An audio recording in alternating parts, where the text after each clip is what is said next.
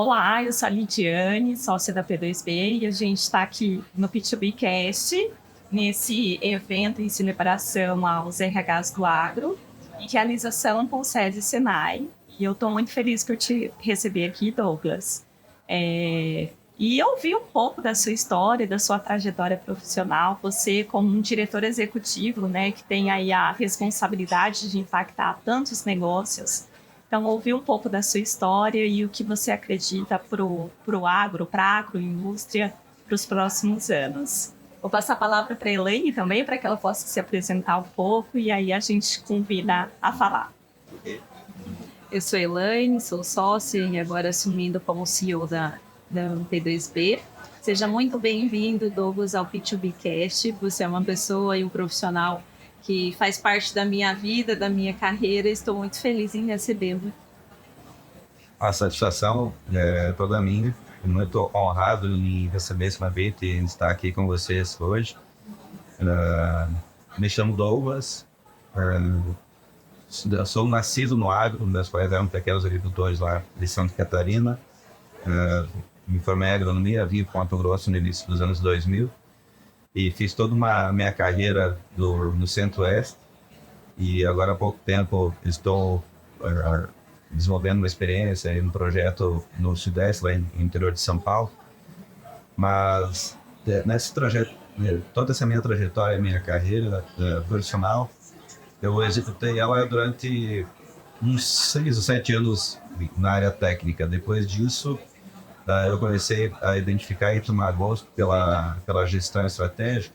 Por influência da Elaine também, que ela falou, eu acho que a Elaine faz parte da minha vida profissional porque ela me ajudou a me identificar e me desenvolver nessa área. E desde então, claro, no início de 2008, por aí, comecei a investir mais na minha carreira de gestão e fazendo 2 MBAs, tudo aí me identifiquei mesmo. O negócio é trabalhar na estratégia. Eu gosto muito da gestão estratégica e aprendi a trabalhar, a liderar processos de gestão de pessoas também.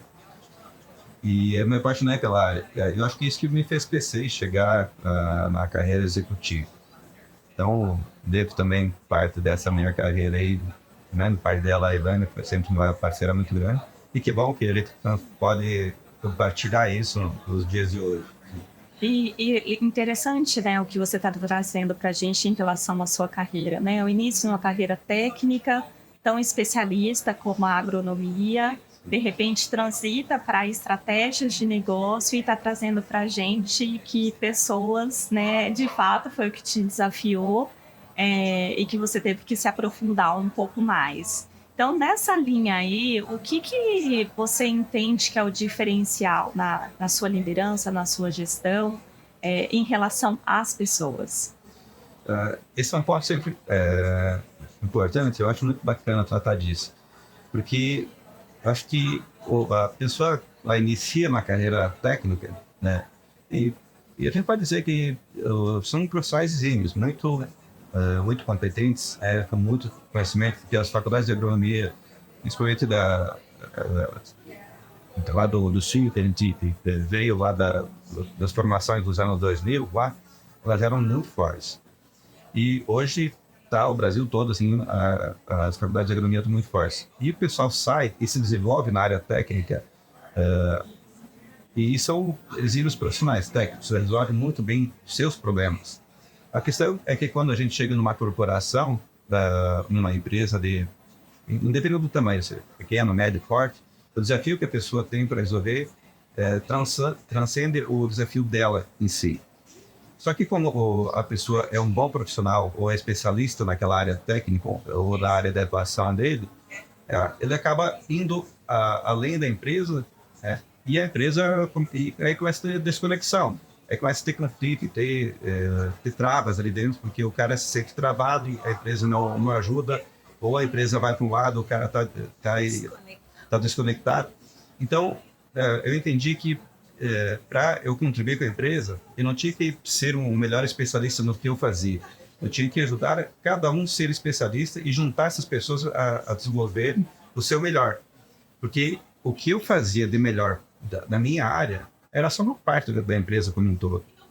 E se não tivesse mais gente fazendo tão bem quanto eu fazia a minha parte, o que eu fazia muito bem feito também não seria visto. Então, precisava influenciar meus colegas e todo o meu ao redor para que tudo que fosse feito tivesse que ser bem feito para que o resultado fosse percebido, não o meu trabalho exclusivamente. E foi nisso aí que eu fui me desenvolvendo e acreditei muito nisso. E aí comecei a ter oportunidades de liderar grupos, equipes maiores e me desenvolver. E chegando à diretoria de operações e mais recente agora na diretoria executiva, sempre construindo projetos, construindo relação de pessoas e direcionando para o objetivo comum. Né? Então é mais ou menos esse o resumador. Que legal.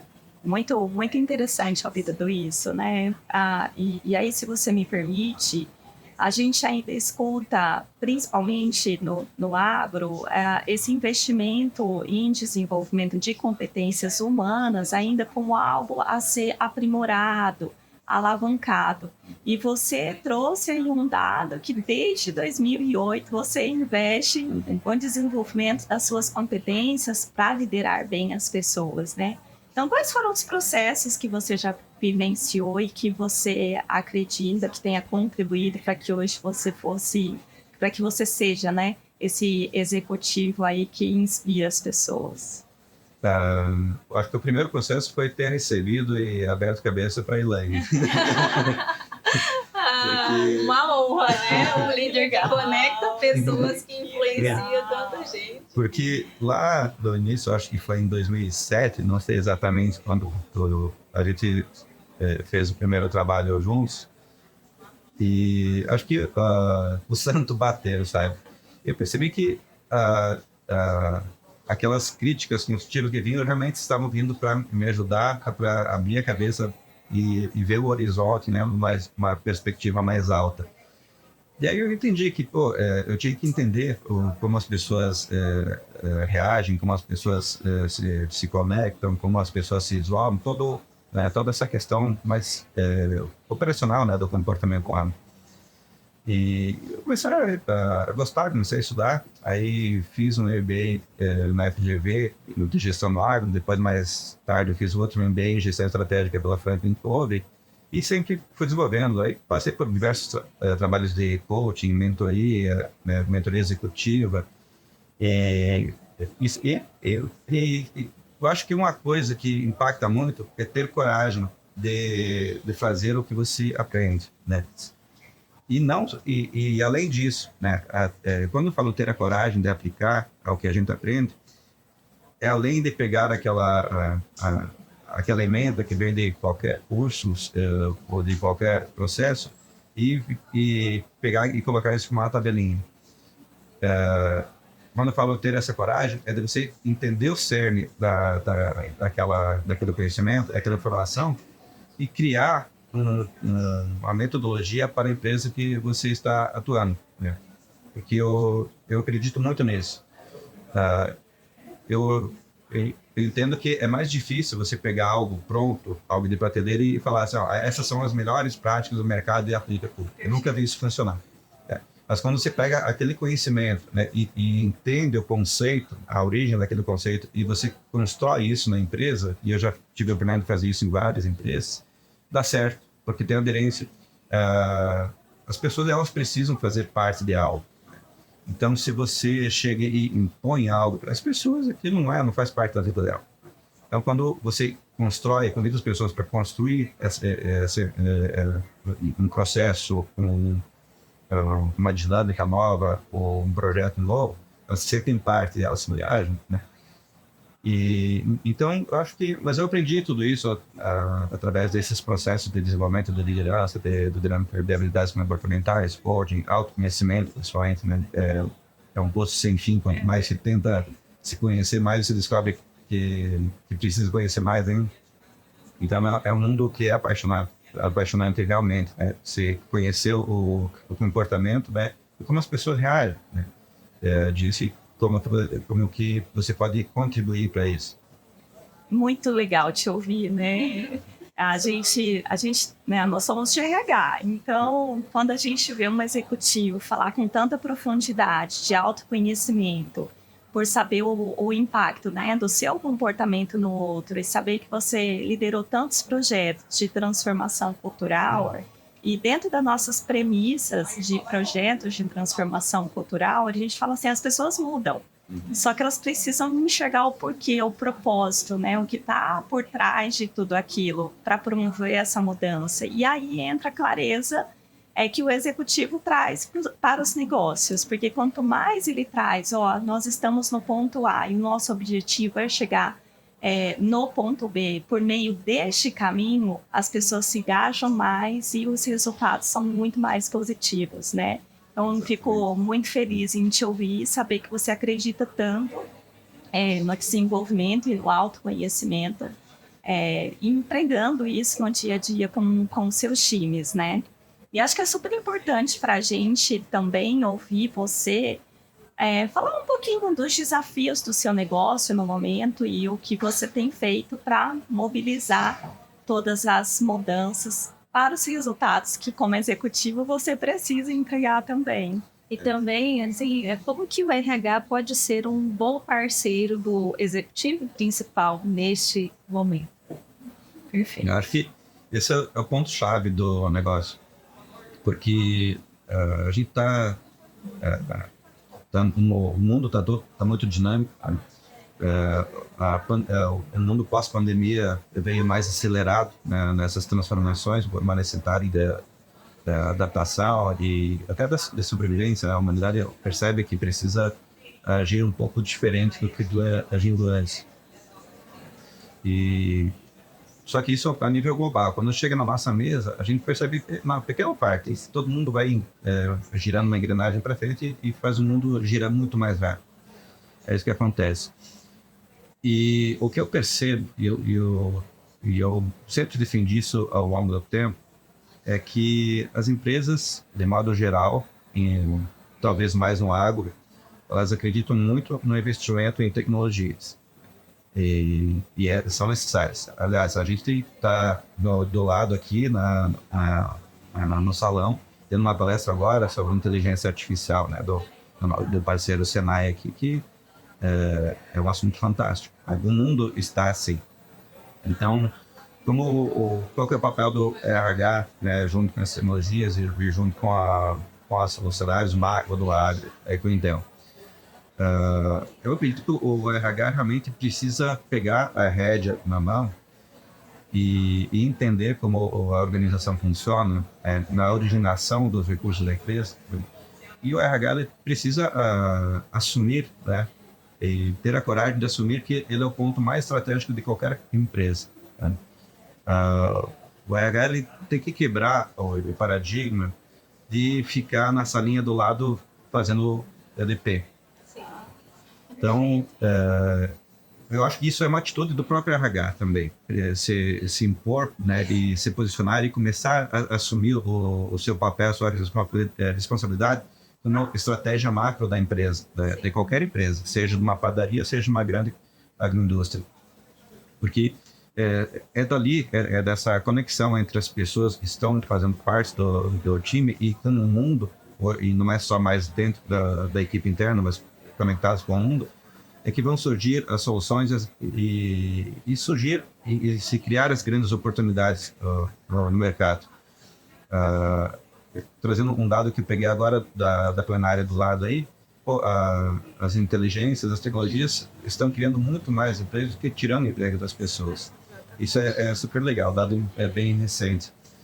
E o RH não pode ficar à mercê disso, operando sistemas, né? Ele precisa realmente estar à frente do diretor executivo, do parceiro da empresa, ou do dono, do fazendeiro, seja quem for, ajudando a organizar as estratégias. Porque seja qualquer negócio, seja qual for a decisão do parceiro, do executivo ou do dono da empresa, o RH precisa estar do lado para, na mesma velocidade que o cérebro da empresa toma decisões e muda de estratégia ou faz novos investimentos, o RH tem que estar prontamente disponível para atender aquela demanda. E não no sentido de regulamentar a decisão do conselho ou do dono ou do executivo, mas sim de apoiar a fazer aquele negócio dar certo. E eu percebo que essa é a parte que falta para os RHs. Você acha os RHs ainda muito inibidos? Eu acho que o RH está muito passivo ainda, ficando atrás da mesa, aguardando ouvir a demanda do gerente para organizar o DP. Eu vejo poucas empresas que libertam o RH para fazer justamente essa parte do DHO, né, do desenvolvimento humano. No agro é muito pouco visível isso. Talvez nas indústrias de grande porte do Sudoeste a gente percebe isso um pouquinho mais solto. Mas no agro são muito poucas empresas que têm essa visão e que conseguem e que libertam o RH. Eu acho que o RH realmente precisa pegar essa rédea na mão, né? Precisa ser líder de si mesmo e falar, peraí, eu tenho que estar aqui junto na mesa porque a empresa vai tomar essa decisão e é o RH que vai ajudar a proporcionar esses pretextos. Douglas, hoje você abre espaço na sua agenda para que o seu RH seja mais propositivo?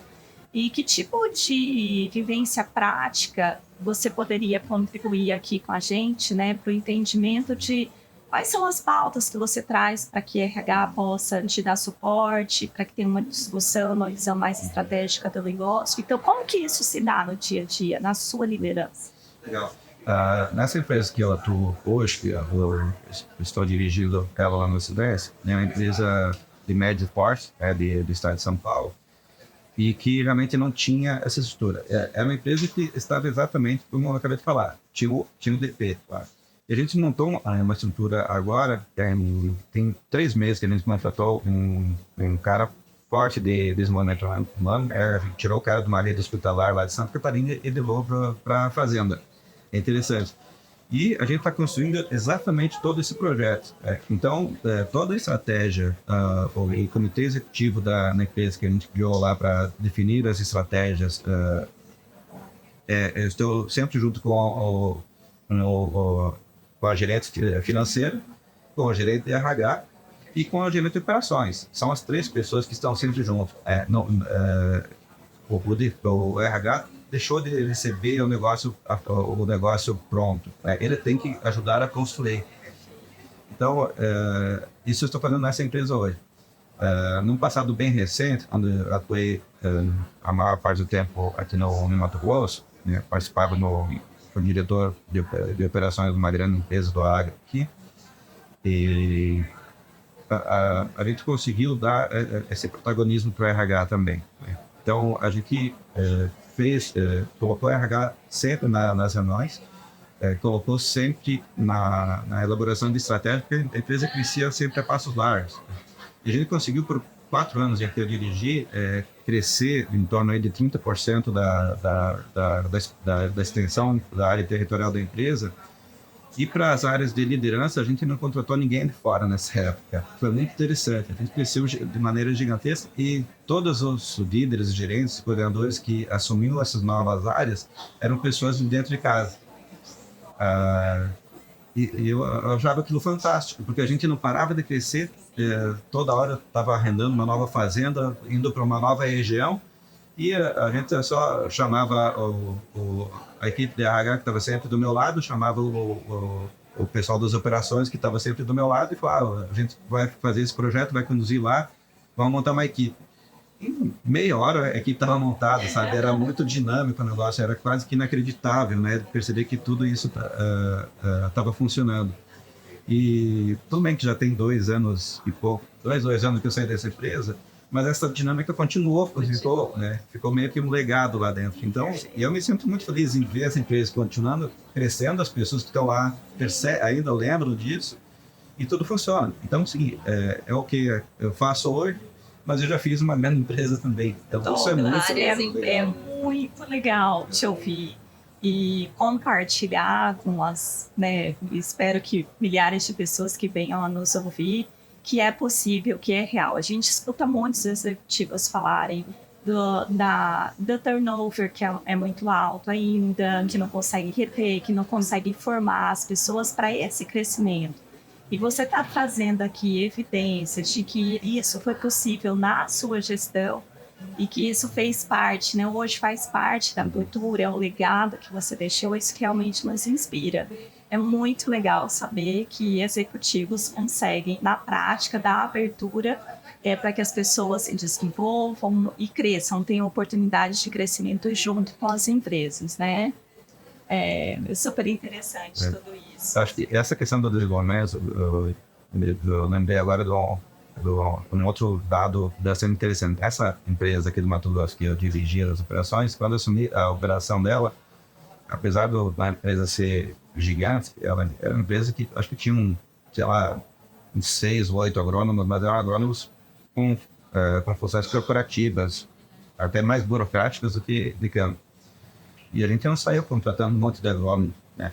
Mas a gente fez um trabalho junto do RH, a gente estimulou isso, e ao final de 5 anos do projeto, a empresa já estava com mais de 22 agrônomos. Ou seja, pessoas que eram coordenadores, líderes dentro das variantes que eram técnicas, a gente estimulou essas pessoas para fazerem agronomia, e a empresa cresceu de maneira gigantesca em ordem qualitativa, né? E isso fez com que os resultados de produção também melhorassem dela, porque você subiu o nível da discussão técnica lá dentro, né?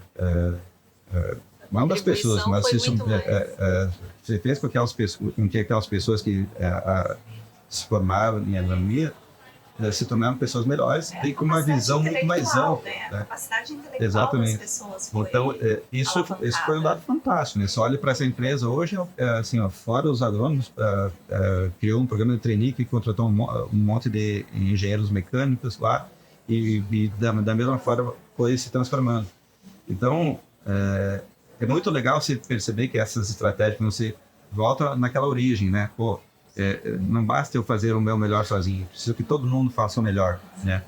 Isso vai irradiando e vai se transformando, né? E o resultado é na prática. Vem lá, você sair por exemplo, pegar de médias de algodão lá de 280 para 320 arrobas em 3 anos. É um negócio fantástico, né? Você dobrar a área de produção de uma fazenda e mantendo os altos níveis de produtividade com baixo custo, é fantástico fazer isso.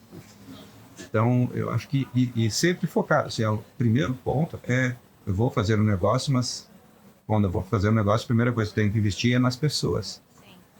Eu acho que esse é um ponto que a gente perdeu um pouco no bate-papo aqui, mas é super legal, que todo mundo investe muito nas tecnologias e precisa colocar junto dessa pauta de investimentos o desenvolvimento humano.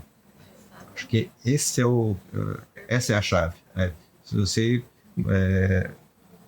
colocar investimento em máquinas, tecnologia, infraestrutura, toda, mas não investir nas pessoas, né?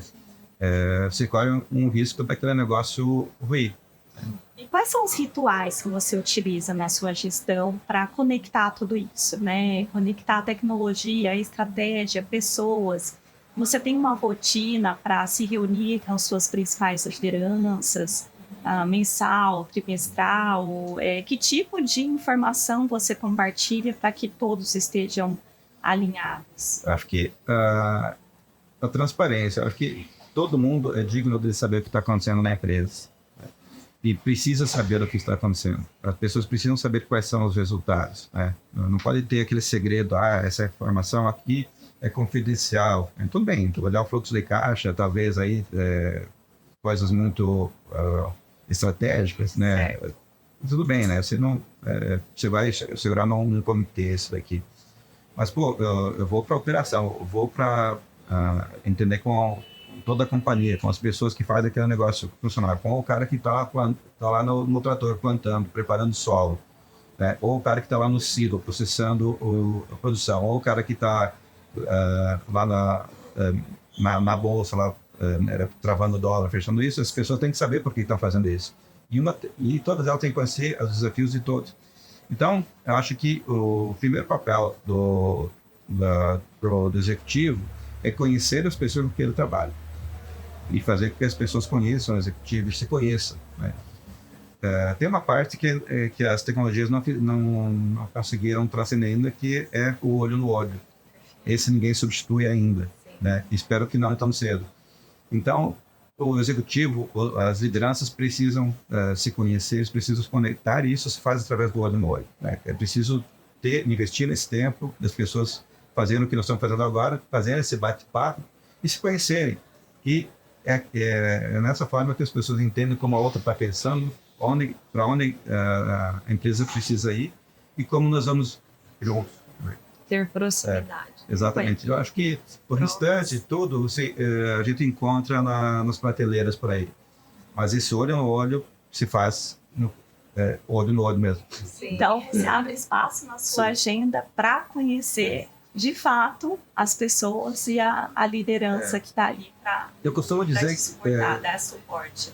Eu costumo dizer que a sala do executivo, a minha sala, nas diversas empresas que eu atuei, serviam, a sala tinha vidros, tinha porta meramente para isolar o som de conversas privativas, né? Mas a porta é uma mera ferramenta para abrir e fechar, né? E ela sempre está aberta, né? Eu não mantenho a porta da minha sala fechada. Isso é simbólico para mim. Eu não tenho... a porta fica aberta o dia todo. Isso é um símbolo. Sim, né? É um símbolo. E que diz muito, né? Exatamente. A gente fala muito que cultura não é só o que está escrito, porque isso é importante também, né? Ter a clareza do nosso propósito organizacional, dos valores que regem aquela empresa, mas é aquilo que é decodificado do ambiente. Exato. Então, o ato de deixar a porta aberta, mas você estar aberto de fato para receber as pessoas, é o que conecta a esse propósito e que de fato se transforma em cultura organizacional, né? Exato. Então, fico muito feliz em te ouvir e saber, isso nos inspira de fato, porque são os executivos que patrocinam todas as transformações. Então, quando você traz que o RH precisa ser mais protagonista, e nós concordamos, então esse bate-papo aqui é para inspirar os RHs a se colocarem mais parte das discussões, dos projetos. Mas, por outro lado, se o executivo não dá abertura e não tem a crença de que isso, de fato, vai transformar o negócio e que gente na agenda é um dos principais desafios, né, que precisa estar ali gritando para o executivo, as coisas também não acontecem. Então, é muito bacana te ouvir. Eu queria entender um pouco mais de você, olhando para... Como você enxerga, então, né? Você já trouxe transformação tecnológica, é importante para os negócios, mas quais são os desafios, então, de conectar toda essa transformação tecnológica com a base operacional que está tão distante de tudo isso? Se você já vem se provocando a desenvolver programas nesse sentido, junto com o seu RH, ou é algo que ainda precisa ser melhor elaborado por vocês? Eu acho que é um processo de melhoria contínua esse, porque o mundo é sempre dinâmico. E eu acho que assim, é tão simples quanto parece. Está aberto, né? As pessoas elas têm que ter um ambiente de trabalho onde elas possam realmente estar conectadas além do que elas estão fazendo. Então, se eu tenho um operador de trator, eu tenho que estimular ele a enxergar o mundo lá fora a partir da cabine do trator dele, entende? Ele não vai sair daquela função, mas o cabine do trator hoje é um escritório talvez mais elaborado do que o escritório do executivo. Super tecnológico. É super tecnológico. Então esse cara ele precisa ter um estilo para estar ligado, né, nesse mundo todo, porque senão aquele monte depois lá na cabeça dele vão ser duas coisas: ou é uma parafernália ou é um monte de ferramenta para monitorar o que ele está fazendo. E são duas coisas que não são, né? Na verdade, é ferramenta para que ele consiga ter o melhor desempenho e se sentir bem com esse desempenho que ele está fazendo, e se orgulhar. A gente vê muito isso nos vídeos que a gente vê nas plataformas digitais, no Instagram, TikTok, Facebook, o pessoal do agro colocando lá com máquina super potente, super tecnológica. Então o pessoal gosta disso. E eu acho que é tão simples quanto isso. é estimular que as pessoas realmente estejam conectadas ao mundo em que elas vivem. E o mundo que elas vivem é o nosso, né? E nós, da área executiva ou da área de RH, temos que estar conectado com ela, naquilo lá, estimular ela realmente a conhecer o mundo que existe além daquele mundo que ela está, e que ela está sendo apoiada naquilo. Então, que ela pode ficar tranquila, vai estar feliz, porque tudo que ela está fazendo faz parte de algo maior, e ela é protagonista daquilo também. Eu acho que é isso, né? Não tem muito segredo. Agora, o desafio, sim, aí vem uma parte bastante sensível e para trabalhar nisso, porque com as especialidades de cada área, você tem talvez o mesmo nível de especialidade, você tem o mesmo nível de vaidade, né? Então, gerir essas vaidades que vão se transformar em conflitos é o desafio. E aí, a parte do desenvolvimento humano se encaixa, entende? É a lubrificante de toda a engrenagem aí. E é por isso que as empresas precisam investir fortemente nisso, porque senão o negócio esquenta, né? Excelente. Em vários momentos você trouxe no início, no meio da sua fala agora, a adaptabilidade. Uhum. E aí, para a gente caminhar aqui já para o final do nosso bate-papo, né? O que você faz para ser essa pessoa tão flexível e adaptável que consegue se movimentar de empresa, de circunstâncias e ainda assim apresentar grandes resultados? Agora, sem a pergunta. Fica tranquilo. Eu não sei, eu acho que eu sou assim, né? E a gente tem que entender a adaptabilidade, né? Que é diferente de submissão. E acho que a gente tem que ser protagonista, né? De si mesmo e protagonista do projeto. A gente tem que ter essa coragem de fazer e entender que os desafios existem em todos os lugares, né? Talvez a gente até gostaria que existisse um fantástico mundo de Bob onde tudo é perfeito. Sim. Mas eu não encontrei ele ainda, né? Mas eu faço esforço para entender que existe cada região, cada local tem uma cultura própria, né?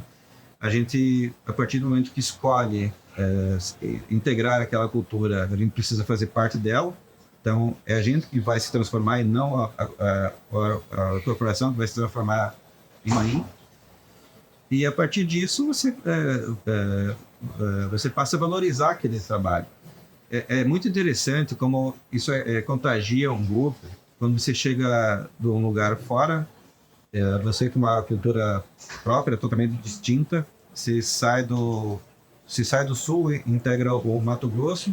As pessoas nativas aqui gostam de conhecer o que ele está trazendo para elas, mas elas ficam muito felizes e gratas quando você se integra à cultura delas. Aí você sai daqui e vai para o Maranhão, vai para São Paulo, vai para o Acre, vai para qualquer lugar, você leva um pouquinho da cultura, mas você se permite fazer parte da cultura delas. Eu acho que é isso que transforma a relação, sabe? Porque acaba gerando confiança e mais unidade, sabe, no grupo. A integração começa a ter sinergismo de fato. E eu percebo que há muita dificuldade, já vi vários casos de executivos ou gestores fazerem isso, chegar no ambiente, não, lá na empresa que eu trabalhava antes era assim, o cara tem cor ali, o cara ele se isola por si só e acaba culpando a organização, né? Porque a empresa não é preparada para ele ainda, aí dá estresse. Então, acho que é isso. A adaptabilidade é entender isso, né? Pô, eu fiz uma escolha de estar ali, né? Tudo bem que talvez eu não fizesse ter feito aquela escolha naquele momento, mas eu fiz a escolha de estar. Então, eu preciso assumir aquilo daqui para frente, né? Sem ficar muito apegado a coisas do passado, mas a gente precisa assumir que, pô, agora que eu topei fazer esse projeto aqui, eu preciso fazer dar certo, né? Pela empresa, por mim, né? E pelo que eu represento. Então, é natural, é uma necessidade se adaptar, entender. Mas se adaptar não significa fazer parte do problema. Se adaptar significa se integrar àquela equipe entender como aquela cultura, aquela organização funciona no ambiente que ela está inserida, e através disso você construir a governança, a gestão, tudo com a inteligência que a gente carrega, que é própria, com tudo que a gente aprendeu, né, nos coaches, no desenvolvimento, nos MBAs, e construir ali. Como a gente falou bem no início do bate-papo, né? Não dá para chegar ali com uma tabelinha, essas são as ferramentas que eu fiz lá no curso e vamos preencher elas aqui. Isso não vai funcionar. A adaptabilidade é fazer isso, entender quem são as pessoas, o ambiente que está ali, e aplicar aquele conhecimento para que aquilo se transforme de dentro para fora. Tendo uma evolução cultural compartilhada. Quem vem com o novo que chega e com quem já está. Exatamente. E Douglas, para a gente fechar aqui o nosso bate-papo, gostaria que você completasse uma frase. Para você, o agro é? Legal. Eu acho que o agro é desenvolvimento, é inclusão, é vida, e o agro é saúde do solo à mesa. Nossa, lindo. Chega a arrepiar aqui. Quero demais agradecer, para a gente estar sendo um presente te receber. Eu fico admirada por executivos que realmente tomam para si, né, a responsabilidade por influenciar e transformar as organizações que eles assumem o desafio de liderar. Então, foi muito bom te ouvir, entender o quanto você patrocina as práticas de RH, que é o nosso objetivo principal de estar aqui hoje, né? Influenciando as empresas para que os RH sejam mais propositivos, mais influenciadores dos seus negócios também. E você trouxe aqui um exemplo prático de que isso é possível no dia a dia, né? E que a gente possa aí transformar as relações de trabalho, trazendo mais igualdade, oportunidade e sustentabilidade, tanto para as pessoas quanto para os negócios. Então, muito obrigada. Eu que agradeço aí, foi um prazer muito grande, é um privilégio estar aqui fazendo esse bate-papo com vocês. Mais que tudo, a gente encontrando amigos aqui no Congresso, o Frequente no Volta aqui, conhecendo pessoalmente. E acho que é isso, né? Fico muito grato realmente pelo esse espaço. E gosto muito de compartilhar experiências. A gente sempre, quando compartilha, a gente aprende um pouco e relembra das coisas que deram certo, as coisas que ajudaram a gente a se transformar. Então, quando a gente compartilha, a gente resgata e aprende também. Eu sempre feliz por isso. Obrigada, Douglas. É uma honra recebê-lo aqui.